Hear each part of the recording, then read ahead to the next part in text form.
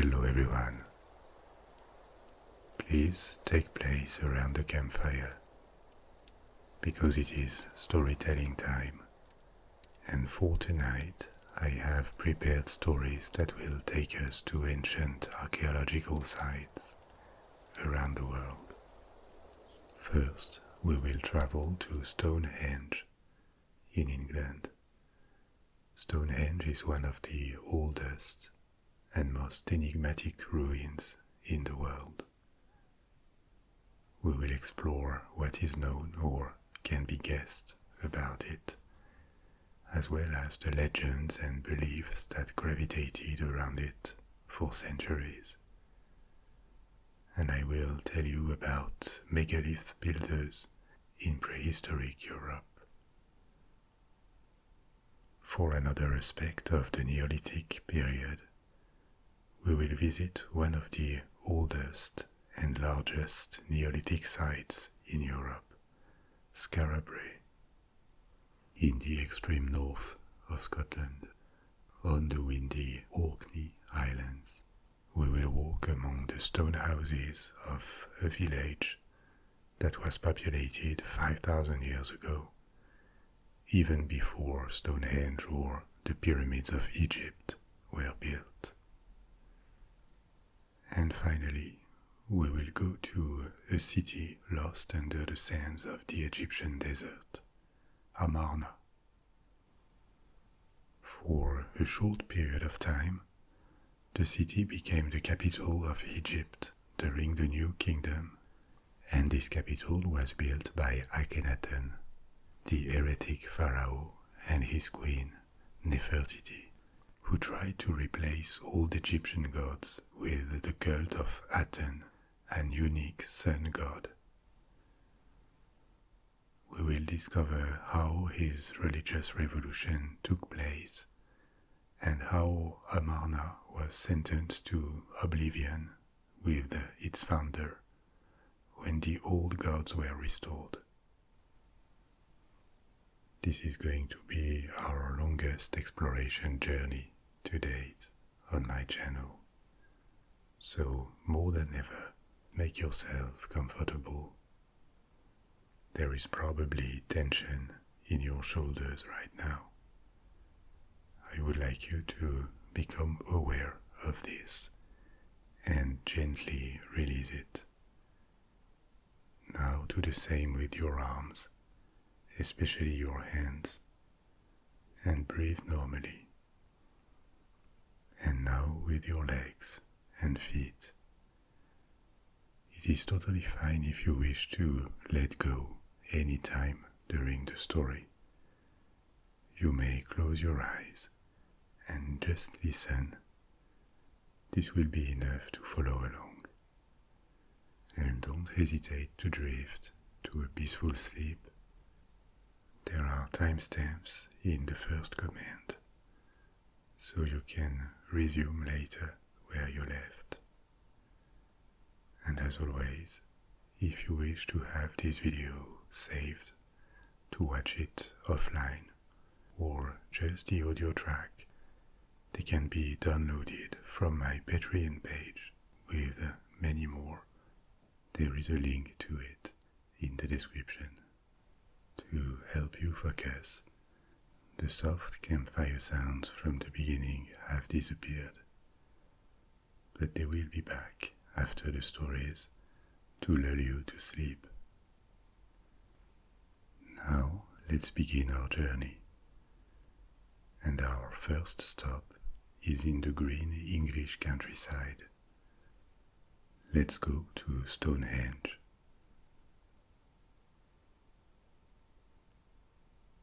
You know what Stonehenge looks like.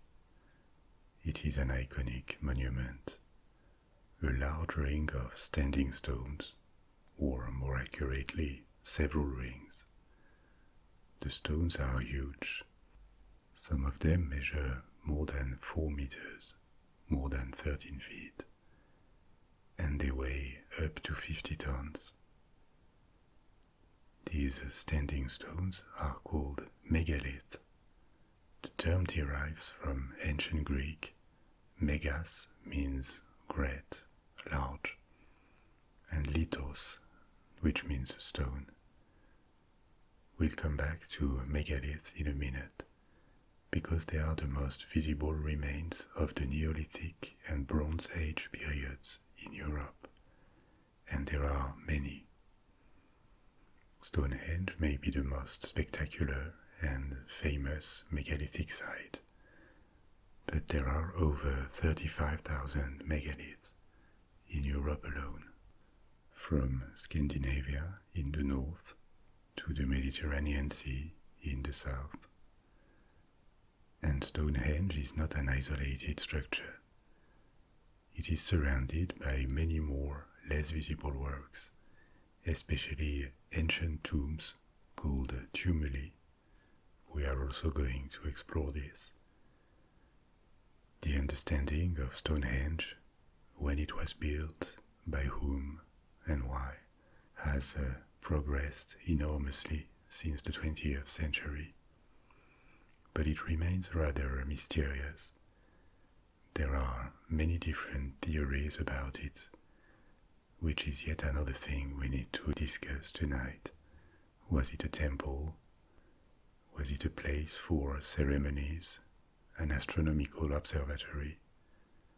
The truth is there are few certainties, and it could have been several of these things along the millennia. Because long after its builders were gone, Stonehenge continued to be used to fascinate and to raise questions. So let's take things one by one and return to the origins, when the monument started to be built. This was around 5,000 years ago, 3000 BC, about at the same time when early civilizations in Mesopotamia, China, and Egypt appeared. Stonehenge was built and rearranged several times over a period of 15 centuries and by different peoples. The earliest ones were probably from a group of cultures called the Windmill Hill peoples, around 3000 BC.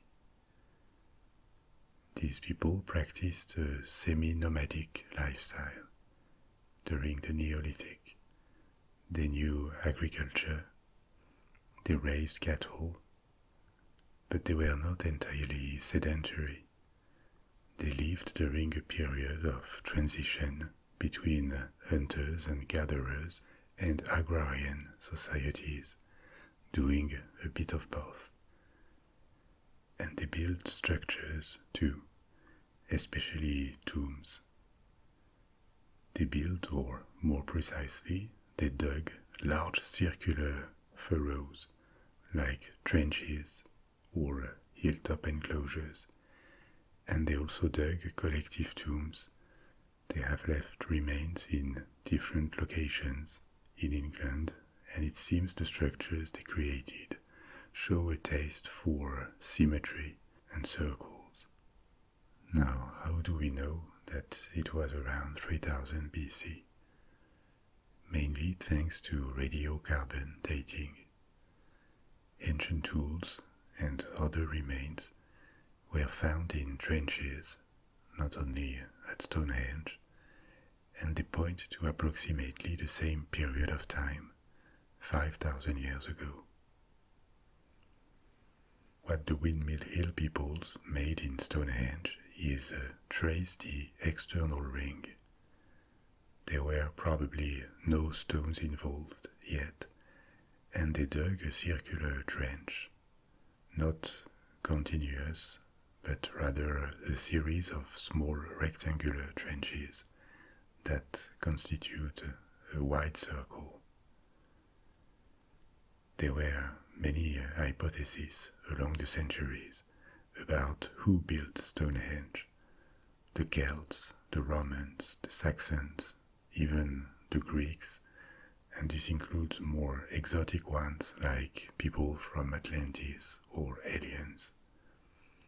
The most popular of these beliefs is that the Celts built it, as a sanctuary or a sacred place for their druids to gather. And this theory made sense in the 19th century. The Celts were some of the most ancient known inhabitants in England, and they had a culture and a technical knowledge that looked compatible with the construction of Stonehenge. But the problem is that there were no Celts in Britain or anywhere else in 3000 BC. The Celts arrived much later. I told you about this in an old story about the history of the Celts.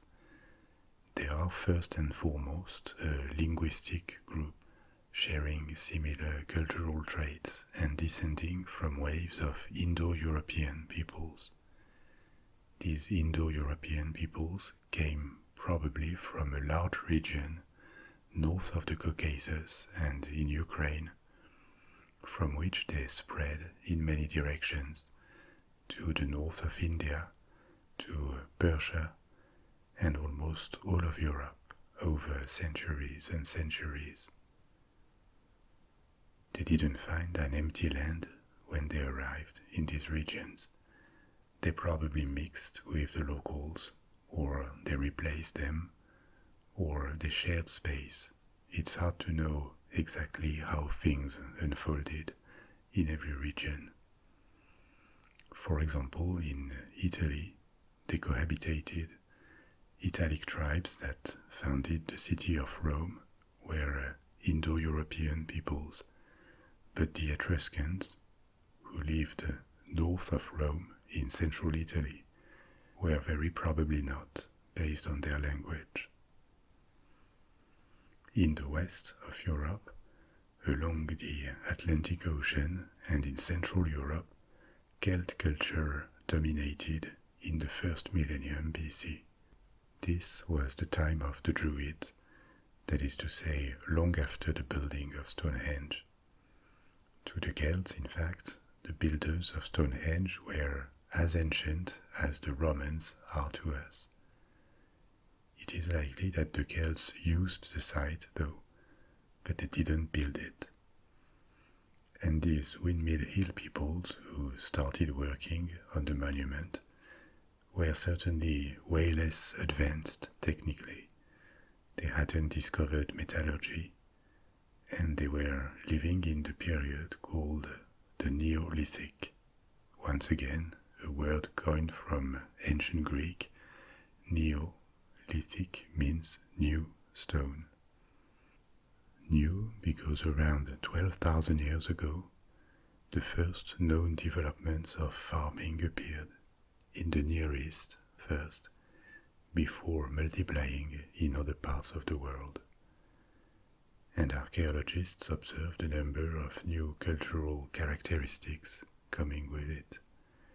Early pottery, the use of crops, domesticated animals, and at the time, stone tools reached new levels of effectiveness. You know that the Stone Age as a whole is defined as the period when humans made tools out of stones. But the earliest tools were barely distinguishable from regular rocks. They looked very basic. And then, over thousands and thousands of years, they became more refined, with more and more precision work put into carving them. By the Neolithic, stone tools had diversified to many different uses. There were knives, arrowheads, spearheads, axes, scrapers, and they were sharper, stronger, and more efficient than ever. The only way to do better was to use another material, metal, and when metal replaced stone, humans entered the Bronze Age. So the Neolithic is a stage of development rather than a period that would work for all human societies. In Northern Europe, the Neolithic lasted until about 1700 BC, long after Mesopotamia or Egypt. and in certain remote parts of the world, the Neolithic lasted until European contacts in modern times. European explorers met peoples who hadn't developed metallurgy. So these Windmill Hill peoples lived during the Neolithic, and they didn't have metal, but it doesn't mean they didn't build. Actually, the oldest stone construction tradition that we know of in the world is not from early civilizations in the Middle East, India, or China. It is in Neolithic societies, and especially in Western Europe, in the 5th and 4th millennia BC, that is to say, more than 6,000 years ago. In Portugal, in Spain, in France, and a bit later in the British Isles and the south of Scandinavia, Neolithic men built chamber tombs, also known as long barrows or tumuli. And as I told you at the beginning, Stonehenge is not isolated in the middle of the countryside. The area was populated for thousands of years, and Stonehenge is surrounded by the highest concentration in Britain of Neolithic structures. So what is a tumulus? Tumuli may be found throughout much of the world, so it seems it is a kind of monument that tends to appear spontaneously in Neolithic societies, maybe because it is simple. A tumulus is a mound of earth and stones, often raised over a grave or several graves, but not always. Tumuli in Western Europe are often called long barrows, and there are many of them, thousands of them, that have been excavated. They contain one or several chambers. The chambers may be dug underground or built above ground with standing stones. The building of such monuments reveals a degree of social organization because they required the cooperation of different individuals over a period of time, and they would have represented an investment in time and resources. We are considering societies that were not only focused on surviving. Apart from earth, other materials used were timber and stone, apparently depending on the availability of building materials in the area where they were built. Archaeologists are still debating their purpose. One theory is that they were religious sites, maybe dedicated to the veneration of ancestors, or they could have been territorial markers. They appeared in societies that were transitioning towards farming and a more sedentary life. So maybe they delineated the areas controlled by different communities. But very often they were also graves, where one or several persons would be buried, probably persons of some importance, which also suggests that there was a social hierarchy in place in the groups that built them. There are long barrows in many different kinds of environments, some in wooded areas where they remained hidden, others in visible locations like on hilltops, so it is difficult to know exactly what the intention was. Maybe they had different purposes. Many tumuli used large stone blocks, megalith, used without mortar. A structure is called megalithic when it is made of such blocks, just standing near each other or put on top of each other, without mortar. Stonehenge is an archetypal megalithic structure. There are different types of megalith in Western Europe. A single upright stone is called a menhir. Other single stones, placed horizontally, often above a burial chamber, are called capstones. There are also more elaborate multiple stones structures. Stones may be placed in alignments with an intention to place them in relation to each other. One such alignment is the Karnak site in Brittany, France. The Karnak stones are a collection of more than 3,000 standing stones. It is the largest concentration of megalith in the world, and it includes rows or alignments of stones, as well as other structures, tumuli and single menhirs.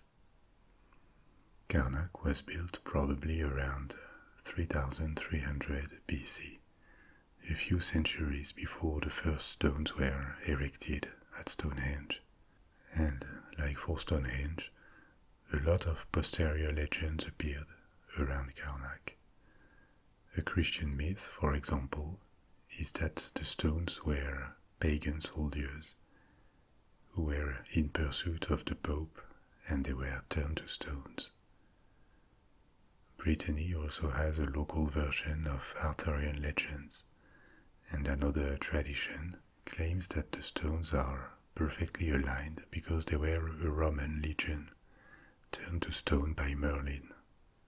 Apart from alignments, another type of megalithic structures is stone circles. When we take a closer look at the various parts of Stonehenge, we will see that it contains such a circle. But there are other examples in the Alps, in Poland, in France and in Britain, like the Rollright stones in Oxfordshire. The Rollright stones are a complex of 3 monuments from different periods, from the 4th to the 2nd millennium BC. One of them is called the King's Men from the late Neolithic, and the Rollright stones also comprise a dolmen, which is a form created by placing a large capstone on 2 or more support stones. It creates a sort of artificial megalithic cave with a chamber that was often used as a tomb. The oldest known megalithic construction in the world was found in Turkey, and it was dated from even before the Neolithic, in the intermediary period of the Stone Age, called Mesolithic. It was dated from the 10th millennium BC, 12,000 years ago, and that makes it probably the oldest known religious structure in the world. Megalithic remains multiplied in Europe, starting around 5000 BC. The oldest ones are in Portugal. From there they expanded to Spain, France, around 4000 BC to Britain and Ireland, and then starting from 3000 BC they are everywhere in Western Europe. So, as old as Stonehenge is, it was preceded by a lot of megalithic structures that were generally simpler. In particular, they didn't have the type of gates that are distinctive of Stonehenge. But Stonehenge happened in the middle or late period of megalithic construction in Europe. Some structures are several centuries more ancient, and the creation of monuments in the area around Stonehenge is also anterior to Stonehenge itself. The oldest traces of occupation discovered nearby date back from the Mesolithic, from 8000 BC. 1 mile from Stonehenge, so very close, there is a spring called Bleakmead, and its particularity is that its temperature is constant all year round. It never freezes. This was an attractive spot for men from the Stone Age, a spring that provides water consistently, and signs of occupation from 10,000 to 6,000 years ago have been discovered near the spring. Another hypothesis is that the spring could have even been the reason that inspired Stonehenge.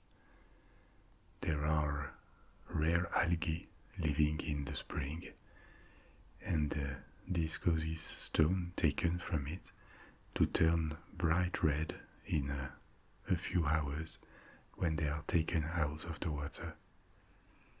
That may have seemed magical and remarkable, at least, to prehistoric men, and that could explain a spiritual or magical significance attributed to the area.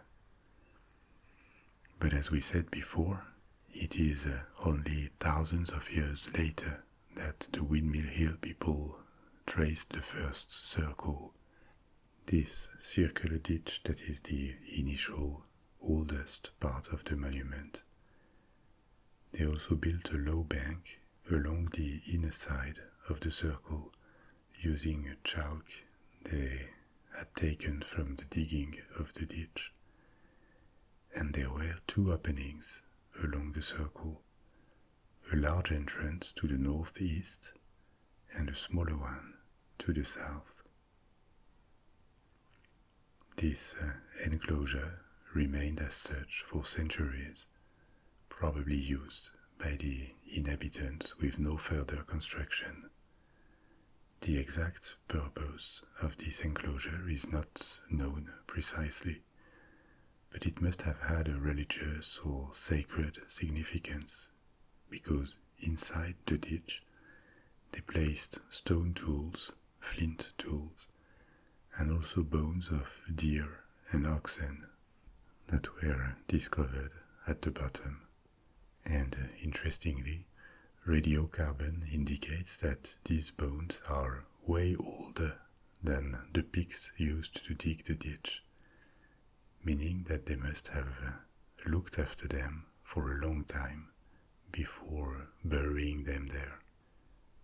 Maybe these bones were just left at the bottom of the ditch and were buried progressively when the ditch started to silt up. Along the circle, they also dug up more than 50 pits, which may have contained standing timbers.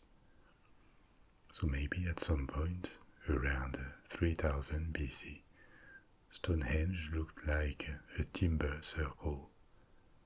But this isn't sure because there are no remains of them. And in these pits, the cremated remains of individuals were found, including men, women, and children. We don't know if they were buried here to be honored, to look after the circle, to be protected by it, or if they were sacrificed for an unknown reason. And other pits discovered inside the circle indicate the possibility of more timber inside, at the entrance and at various locations within the ring. This outer circle, which still exists today, is quite large. It measures about 360 feet in diameter. 4 centuries later, around 2600 BC, the builders abandoned timber and replaced it with stone, beginning to give Stonehenge the appearance we know nowadays. And they used blue stones from Pembrokeshire in Wales, and this is almost incredible because the quarries are 150 miles away from Stonehenge. But traces of human quarrying of exactly similar rocks in Pembrokeshire tends to prove that they did it. It is believed that they brought the stones by lifting them on rows of logs so they could make them roll on dozens of miles to their destination. It is also likely that stones, smaller stones from other monuments were taken to build Stonehenge. But still, this is an astonishing accomplishment that required a lot of planning. One such stone, brought to the site around 2600 BC, is called the altar stone. We don't know whether it was actually an altar, but we will look at the inside of Stonehenge later. At the same period, the northeastern entrance, the larger of the two, was widened, and as a result it became aligned with the direction of the midsummer sunrise and the midwinter sunset. This is one element that strongly suggests there was an astronomical dimension to Stonehenge, at least from this point. It also shows that it was built in relation to the wider world, and not just as a monument centered on itself. Another stone from the same period, placed outside the entrance, is the hill stone, and this one is really impressive. It weighs about 35 tons and rises 4.7 meters above ground, almost the height of a two-story house. This hill stone stands within Stonehenge Avenue, which measures nearly 3 kilometers, almost 2 miles, and connects the entrance to the river Avon. This avenue was also built at the same period, around 2600 BC. It consists in a pair of parallel ditches, and construction intensified after 2600 BC, lasting until 1600 BC, meaning that overall it took 15 centuries to build it, from 3100 BC, when the Windmill Hill people traced the first circle, to 1600 BC approximately. This is about the same time difference than between us and the fall of the Roman Empire. And over this very long period of time, more stones were brought, and they were rearranged too several times, but not by the initial builders. You remember the initial enclosure was traced by these Windmill Hill peoples. It isn't clear precisely when, but their trace gets lost in the 3rd millennium BC, and by 2000 BC the new inhabitants of the area were the Beaker people, or Beaker folk, and they arrived from the continent with different cultural characteristics. They buried their dead with little pottery drinking cups, or beakers. This is where the name comes from. A lot of weapons. They seemed to pay more attention to their dead individually. Instead of having large mass graves, they multiplied smaller individual tombs and tumuli. It also seems their social structures were a bit more complex than their predecessors, and they had empirical knowledge of mathematical concepts, and it is believed they worshipped the sun. Various archaeologists believe they are the ones who align Stonehenge more precisely with solar events, like the summer and winter solstices. The Beaker folk were at the junction of the Neolithic and the Bronze Age. They started introducing metal implements. Like their predecessors, they were a cultural group, probably with multiple tribes and little cultural variations between them. And after the Beaker peoples arrived a final group, or a final culture, to work on Stonehenge, the Wessex people, by the middle of the 2nd millennium BC. At the time, ancient Egypt was near its peak, and there were still centuries more to go before the appearance of civilizations in Europe with cities or a writing system. But the Wessex peoples were rather advanced at the time. They practiced trade, they mastered bronze metallurgy, and they produced many more items than the cultures before them, indicating an elevation in their standards of living. It is believed they are the ones who gave Stonehenge the final touch. But returning to the construction, one of the most famous features of Stonehenge is a ring of upright stones capped by a continuous line of lintels, and this was erected in the center of the site by the middle of the 3rd millennium. The upright stones are massive. They weigh up to 25 tons each, and may come from another quarry. This one is closer to Stonehenge, 25 miles away from it. The lintels are not just put above the upright stones randomly. They are carved and they are fitted to one another using a method called tongue and groove joint. This is used in parquetry, for example, when different boards are fitted to one another by the edge. And the lintel stones are also slightly curved to smooth the circular appearance of the monument. Inside the circle stood even bigger structures, 5 stone gates made of 2 upright stones and 1 lintel. They are placed to form a sort of horseshoe, with the opening of the horseshoe oriented towards the entrance. But Stonehenge kept changing appearance along the centuries, and the stones were rearranged several times before they took their final position.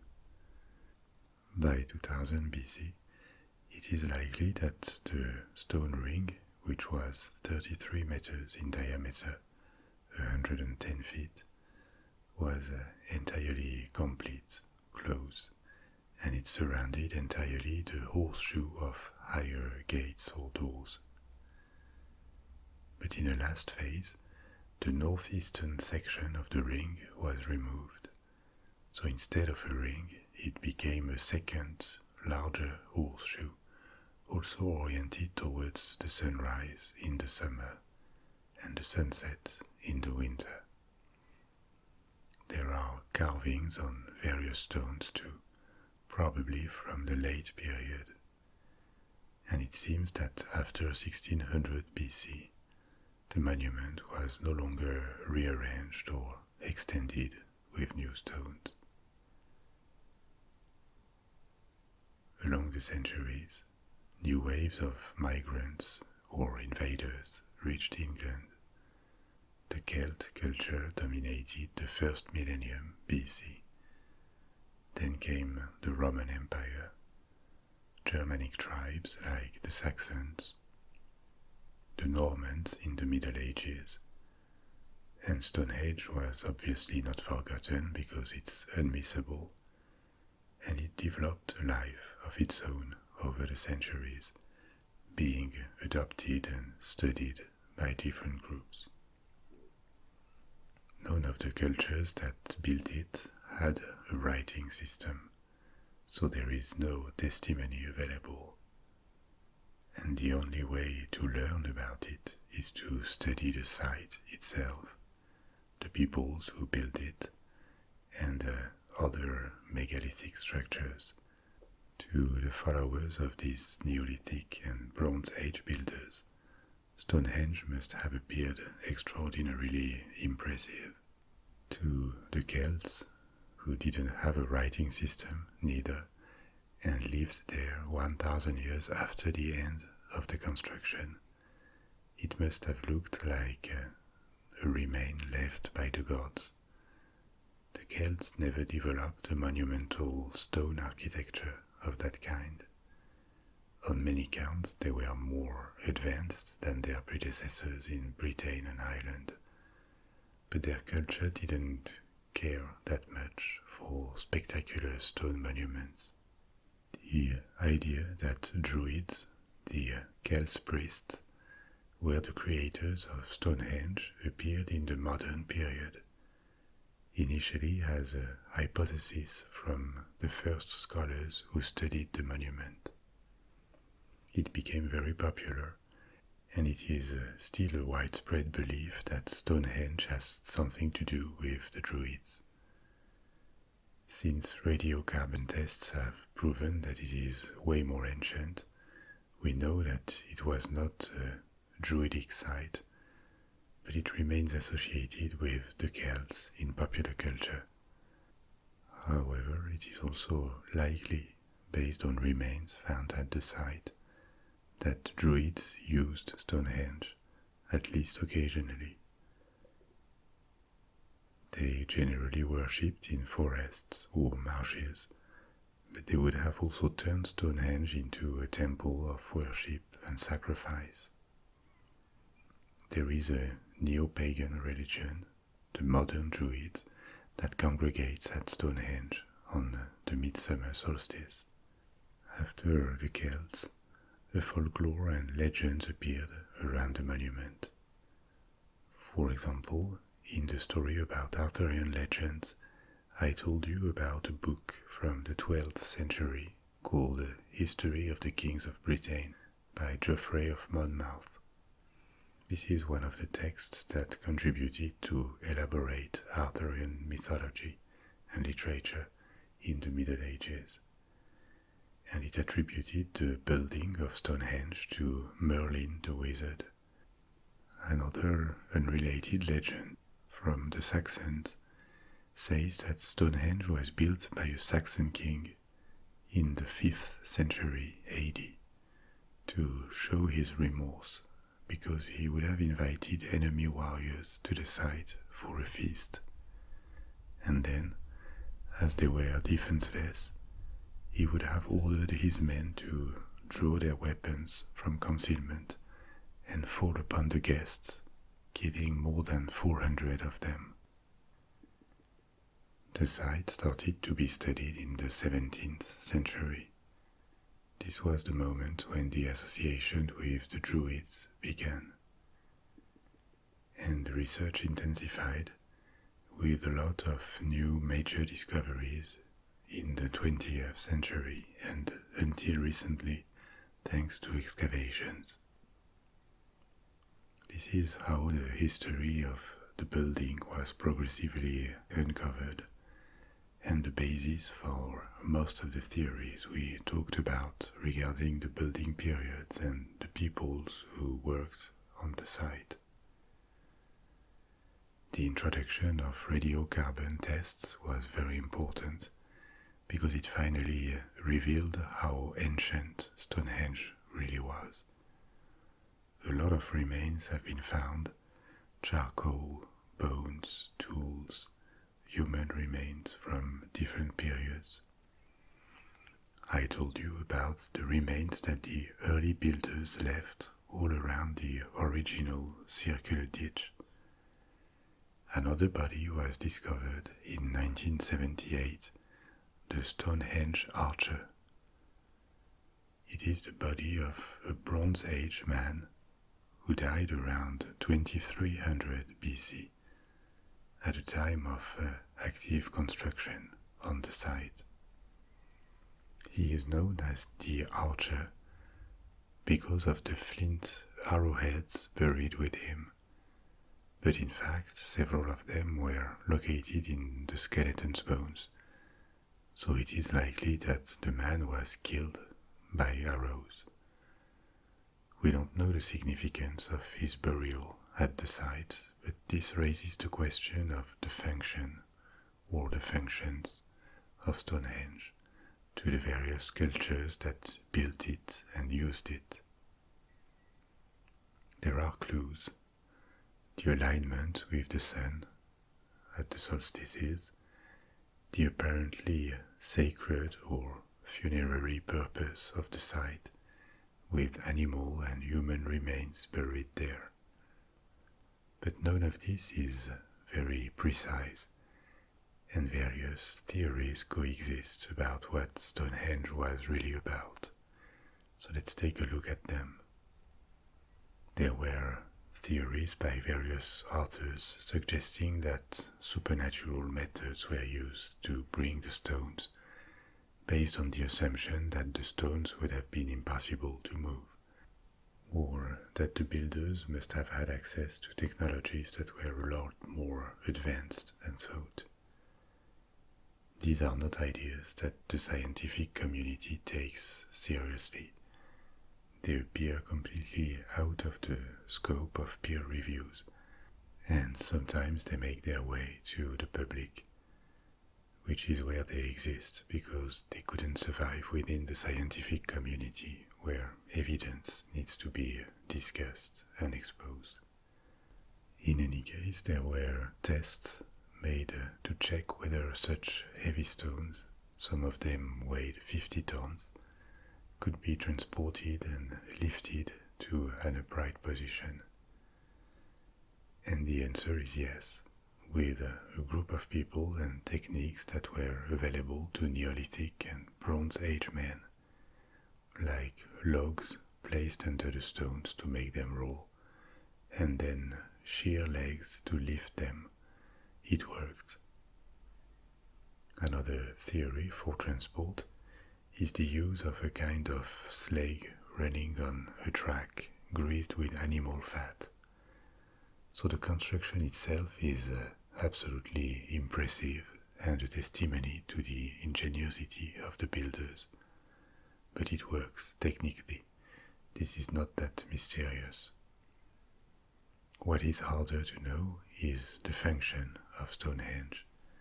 Traditional explanations are an astronomical observatory, or a religious site, or both at the same time, and these theories seem to make a lot of sense. But there are others too. One which is not incompatible with others is that Stonehenge was a place of healing, like a Neolithic equivalent to miraculous pilgrimage places like Lourdes nowadays. This hypothesis is based on the high number of tombs in the area and the evidence of trauma deformity in some of them, and also the fact that various people buried around Stonehenge came from other parts of Europe. We know it thanks to isotope analysis from their remains. There was at least one teenage boy raised near the Mediterranean Sea, a man from Germany, and several from Wales or France. One characteristic of the blue stones too, on the site, and one that was discovered recently, is that they have unusual acoustic properties. When they are struck, they respond with a loud noise, and these properties could explain why they were brought from so far in Wales, when there were alternative quarries available closer. Maybe these acoustic properties led people to believe that the stones were magical, that they also had healing properties. It is also possible that Stonehenge was just a part of a larger ritual landscape, with the avenue and its connection to the river Avon. This complex may have created a ritual passage from the world of the living to the world of the dead, and the journey along it would have been a way of celebrating past ancestors. Yet another hypothesis is that Stonehenge was built as a symbol of unity and peace, because at the time of its construction, Neolithic cultures in Britain were going through a period of communication and unification. So as you see, the study of Stonehenge has brought a lot of information. It has also opened new questions, and the place retains many of its mysteries. But men from the Neolithic didn't just leave megaliths and tombs behind them. As they transitioned from a nomadic to a sedentary lifestyle, they sometimes built villages in stone. And before we leave Britain, we're going to head north to the north of Scotland and pay a visit to one of the most extraordinary Neolithic sites in the world, Skara Brae. To the extreme north of Scotland, there is a small archipelago called Orkney, the Orkney Islands. They are just 10 miles off the coast of Great Britain, and their proximity made them easy to access from the mainland for early inhabitants of Scotland. The Orkney Islands have about 70 different islands, and on the main one, long before the first stones were brought to Stonehenge, a Neolithic community built a stone settlement, a village, that remains very well preserved 5,000 years later. There were probably good reasons to settle on the Orkney Islands. They are far north, but the climate was relatively mild thanks to the Gulf Stream. It was also probably rather safe in the 4th millennium BC. Invaders could have come only from the south, from Scotland, and it probably felt like Orkney was the end of the world to its inhabitants. There were no forests and little wood available, but on the other hand, they could fish and hunt on an island that was large enough to support a small community of a few dozen people. The first traces of occupation date back from 3180 BC, 1 or 2 centuries before the initial circle of Stonehenge was traced by Windmill Hill people. And what explains the state of Skara Brae is that the village was abandoned 700 years later, around 2500 BC. It was buried in the sand and excavated thousands of years later. For this reason, it has been compared with Pompeii. Its state of preservation is extraordinary for a site that is older than Stonehenge or even Egyptian pyramids. The site was first rediscovered in 1850 after a big storm. The storm removed enough sand to reveal the outline of a village with a number of small houses without roof. The site remained unstudied and unprotected for a long time, but it was exposed to thefts and storms that threatened to destroy it. So in the 1920s it was secured and began to be investigated. At the time it was believed that the village was ancient, but from the 1st millennium BC, around 500 BC, which made it important but not extraordinary, because there are plenty of villages from the Celtic period.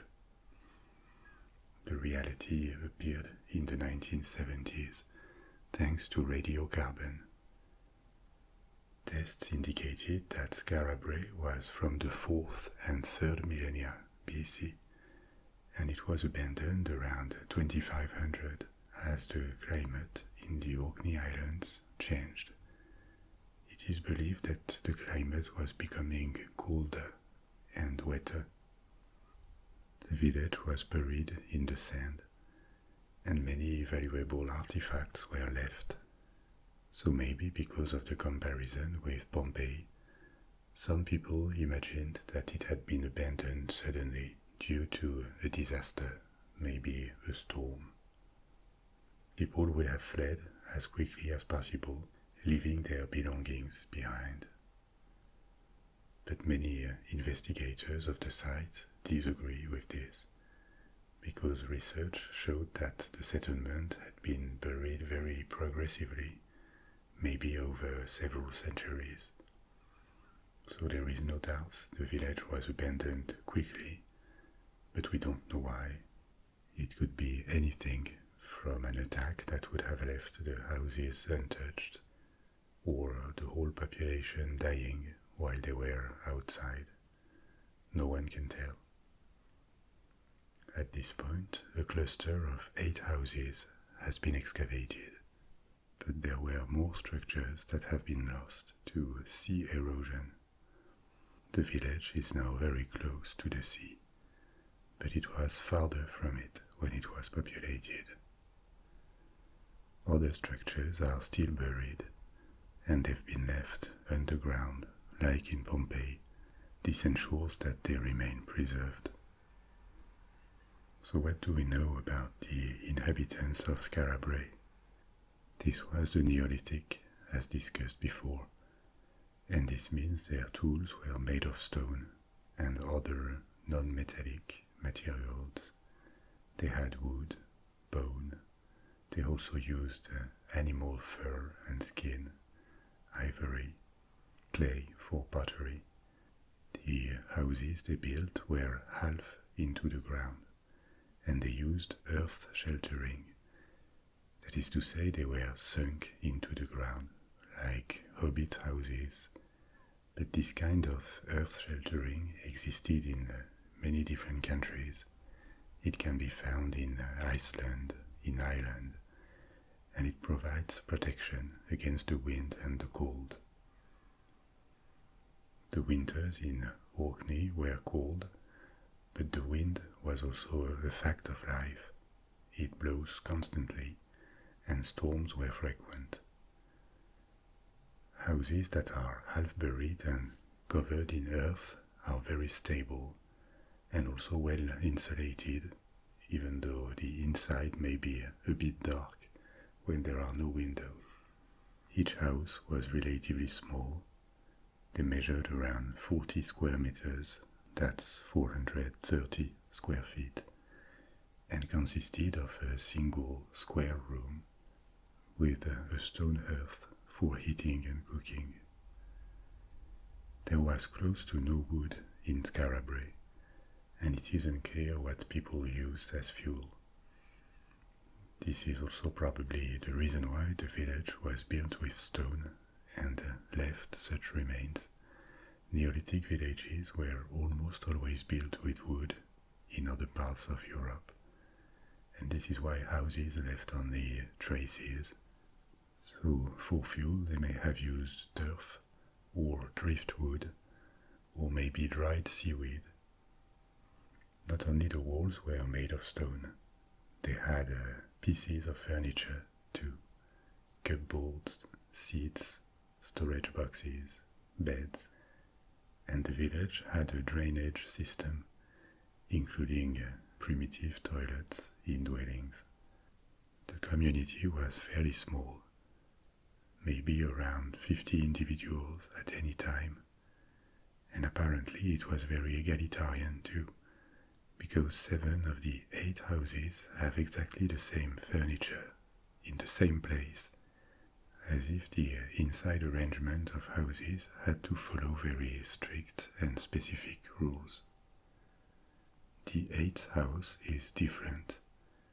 It doesn't have storage space or a dresser like the other ones, and instead plenty of fragments of bone and flint were found there. This suggests it was used as a place to make tools, a workshop for the community maybe. The inhabitants raised cattle. It is believed that they didn't practice agriculture, but maybe they did to a small extent because seeds of barley were discovered on the site. Remains also indicate that they ate a lot of seafood, which makes sense. Artifacts and symbols found at Skara Brae also shed light on their lifestyle. and on the richness of their mental world. There are symbols carved into stone lintels and bedposts, and these symbols resemble an early form of runic writing. This was most probably not a writing system, but the symbols had a meaning. They reveal a degree of conceptualization and aestheticism in this community. And beside utilitarian tools like shovels or knives, they also had a production of ornaments made of bone, artifacts like beads or pins, and they probably painted their bodies too, a tradition that was widespread for centuries in Britain until the Roman conquest. They could have used red ochre. Red ochre was found in lumps in the village. Life was probably harsh compared with our modern lifestyle, but by the standards of the European Neolithic, it seems Skara Brae was a good place to live. The level of comfort and the longevity of the settlement, too, it lasted for tens of generations.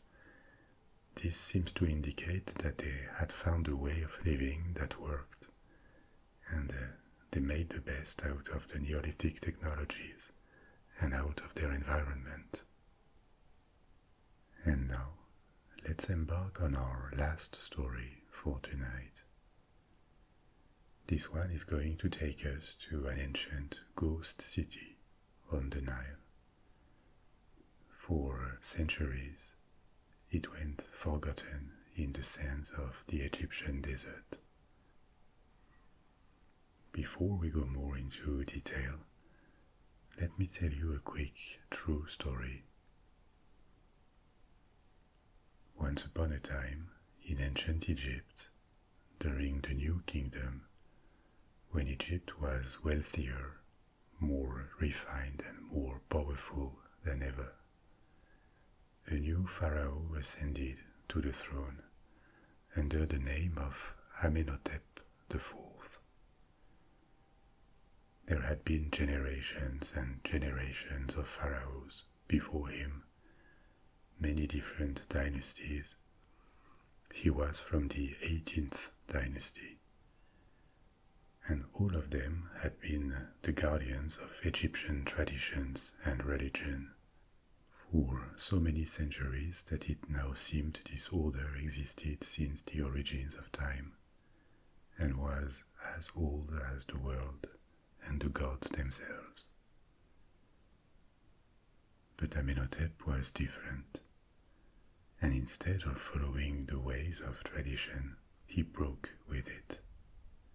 With his queen, Nefertiti, the royal couple rejected all gods, especially the one whose cult and priests were the most influential and powerful at the time, Amun. Instead, they decided to worship an entity placed even above gods, Aten, the sun disk, the deity that gave life to everything. This was a period of internal troubles in Egypt, because the population didn't like it and remained attached to the old ways, and the priests of Amun and other rejected gods plotted against the pharaoh, waiting for the moment to take their revenge. But Amenhotep didn't let this stop him. He changed his name to Akhenaten and decided to found a new capital, Akhetaten, Aten's horizon. Akhetaten would replace Thebes and mark the beginning of a new golden age for Egypt, now under the protection of the Aten, the sun disk, the only deity that mattered. Under his rule, not only did the new pharaoh try to change religious ways, even the age-old Egyptian art that had barely changed in 2000 years had to reinvent itself against his people, against the priests, Akhenaten prevailed because he was the pharaoh, and pharaohs were half-gods.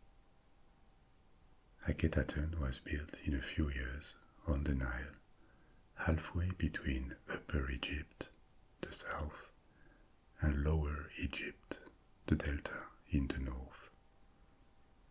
Thousands and thousands of workers were involved. The new capital couldn't wait. It was inaugurated, and for more than a decade it became the capital of Egypt, from where the empire was ruled and Akhenaten's family resided. The pharaoh, his wife Nefertiti, their 6 daughters, and Akhenaten's other children. But outside the capital, Egyptians remained reluctant to adopt Aten, and when Akhenaten died, his successor, young pharaoh Tutankhamun, abandoned the new city and returned to Thebes. He was firmly under the influence of the priests of Amun, who got back their wealth and privileges, as Akhetaten was emptied of its population. The old order was restored all across Egypt, and the following pharaohs did everything they could to erase Akhenaten and his heresy from memories. Statues were destroyed, inscriptions were hammered, documents bearing his name were either burnt or rewritten. Egypt moved on. More glorious pages were still to come, like the reign of Ramesses II. Desert sand and the passing of time slowly erased Akhetaten from memories. More centuries passed. Egypt declined, was invaded and annexed by the Assyrians, the Persians, the Greeks, the Romans, the Arabs, the Turks, and the existence of the heretic Pharaoh, his queen, and their lost city fell into oblivion. Akhetaten is now called Amarna, and this is the place we are now going to visit. Amarna is located on the east bank of the Nile River. Traditionally in Egypt, the east was the place for the living, and the west, where the sun sets, the place for the dead. In Thebes, Luxor, nowadays, most people lived on the east bank, and funerary complexes like the Valley of the Kings are on the west bank. Amarna was built on a virgin site.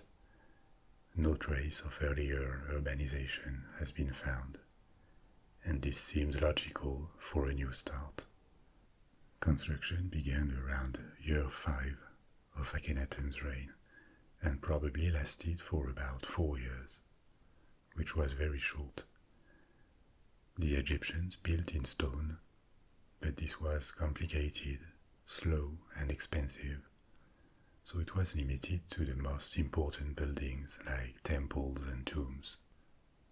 All the rest, including the pharaoh's palaces, were mainly built in brick. Bricks were dried in the sun and immediately available for buildings. Then they were probably covered, layered with plaster to smooth the walls. Stone monuments are the face of ancient Egypt nowadays, because they lasted. But the Egyptians lived in brick buildings that have now entirely disappeared most of the time. Akhetaten needed to be built fast, and this is why stone was barely used. The city was entirely made of mud brick. This means it disappeared, but at the same time, because it was occupied only for a few years and never remodeled, it provides an unique example of the plan of an ancient Egyptian city. The city spread on 8 miles, 13 kilometers, along the Nile, and it was encircled with 14 stelas, that is to say, stone slabs, with inscriptions that detailed its founding by Akhenaten. These stelas have been eroded, but they provided precious information about the city when they started to be studied. Much of the city was laid out along a royal road, a central avenue from north to south, and the royal residences were located to the north. In the middle, there was a religious and administrative area, and to the south, a residential district. To the center, there was a great temple dedicated to the Aten and a smaller one. Between these, there was another royal residence used for ceremonies, apparently, that was connected to the temples by a bridge or a ramp. Behind this royal residence was an administrative complex, and in this part of the ruins, archaeologists found archive tablets known as the Amarna letters. They are a diplomatic correspondence, and they provided a lot of information about the situation of Egypt, especially in relation to its dependencies in the Levant in the 14th century BC. To the south, in the residential area, lived powerful nobles who built estates there, and the studio of a sculptor called Thutmose was discovered untouched and revealed a lot about the art of the period. A famous bust of Nefertiti, which has become one of the most famous Egyptian antique in the world, was found there in 1912. It is in Berlin nowadays. Since the bust was discovered, Nefertiti has become famous as a model of beauty. It is true that this bust from the 14th century BC looks incredibly realistic, as if it was a classical Greek sculpture with exactly the kind of facial features that the Greeks, and to a large part Western societies nowadays, associate with feminine beauty, symmetry, thin features, a long and gracious neck. There are conflicting theories about the origins of Nefertiti. There is no doubt that she was born in an aristocratic family, but she could have been related to Akhenaten, a cousin, or even his sister. It was common for pharaohs to marry their sisters. Incest was prohibited in Egypt, but not for pharaohs. They were the one exception, because it was believed that royal blood shouldn't be diluted. But she could also have been a stranger, maybe an Anatolian princess, married to young Amenhotep for diplomatic reasons. What we know is that she had at least 6 children with Akhenaten, 6 daughters, and she was elevated to a higher status than probably any queen before her. She appeared almost as a co-regent. She was called the mistress of Upper and Lower Egypt on stelas, and some Egyptologists even believed that she may have become a female pharaoh for a short time or during a regency, during the transition between Akhenaten and Tutankhamun. Her beauty was praised everywhere, but this was really common in ancient Egypt. Texts and statues were not meant to be realistic. They served to celebrate their subject. However, this was less true during the parenthesis that is the reign of Akhenaten, because for 1 or 2 decades, Egyptian art, painting, sculpture, changed markedly, at least the representations of the royal family. the style evolved towards a highly realistic or even unflattering way of depicting people.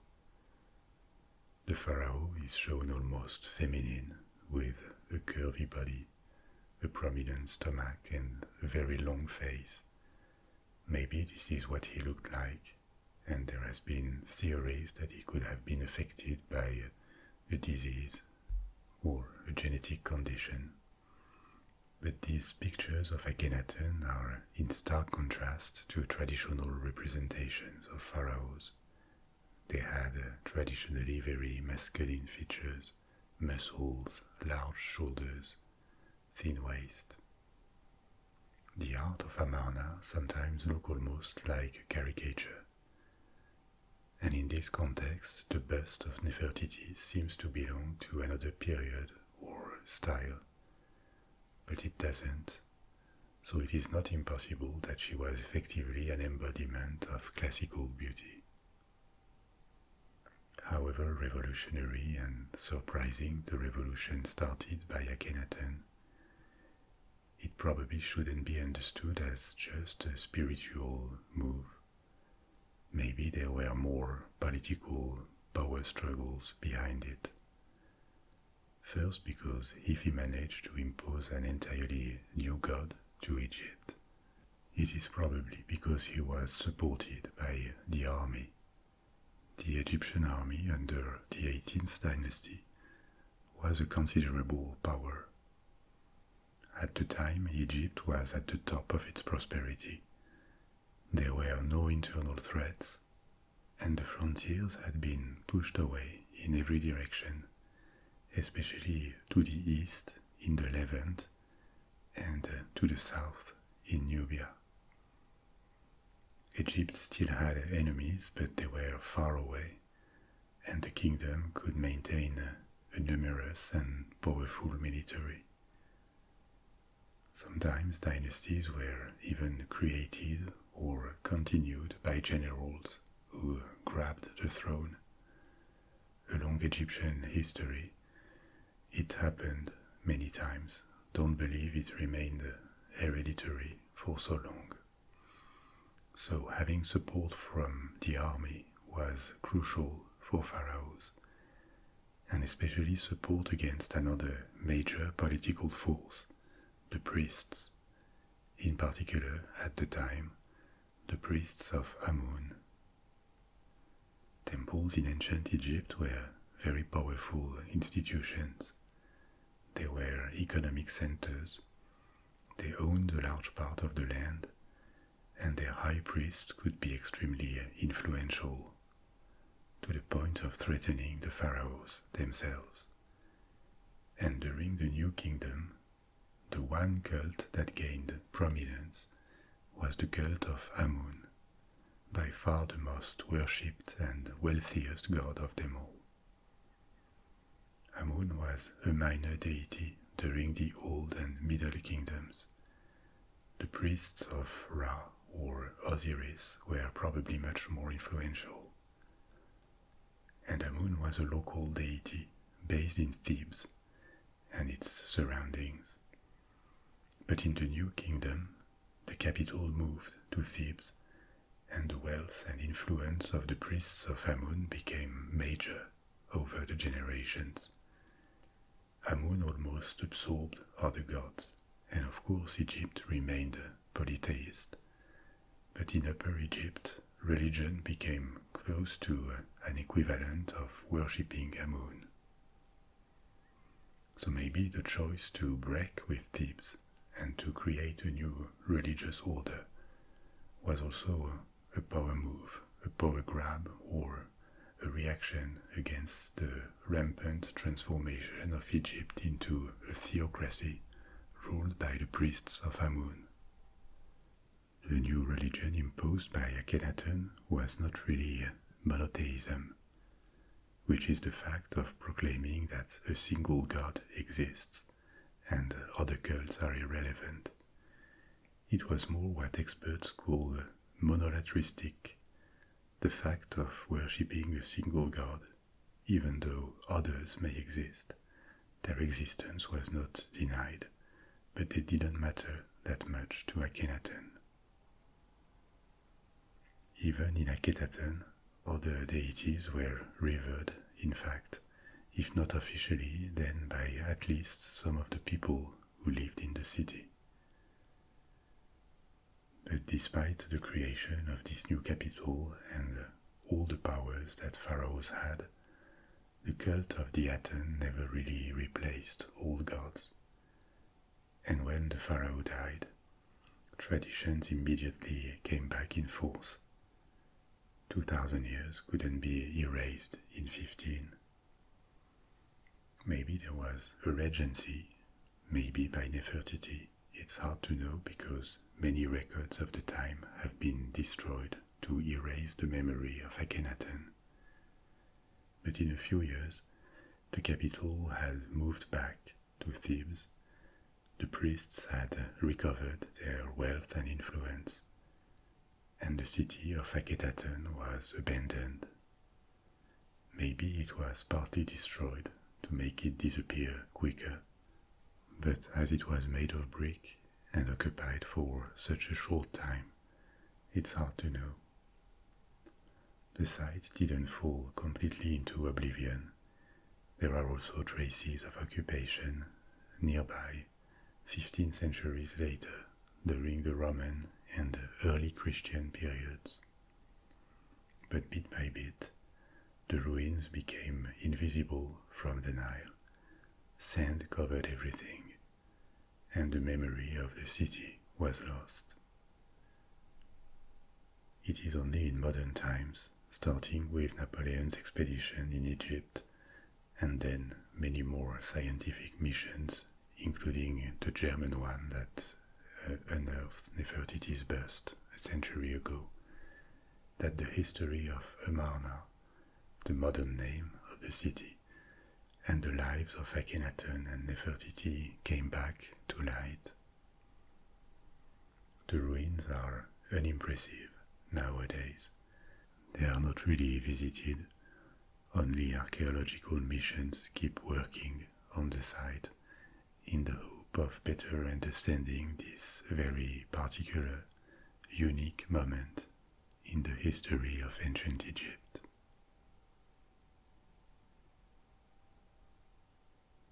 This is all for tonight. I hope you enjoyed these stories that took us far back into the past.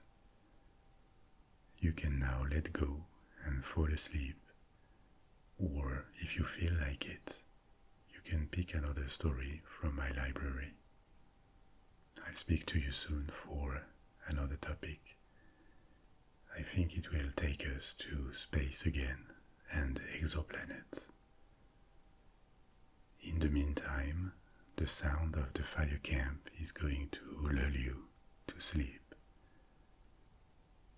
Sweet dreams. Au revoir.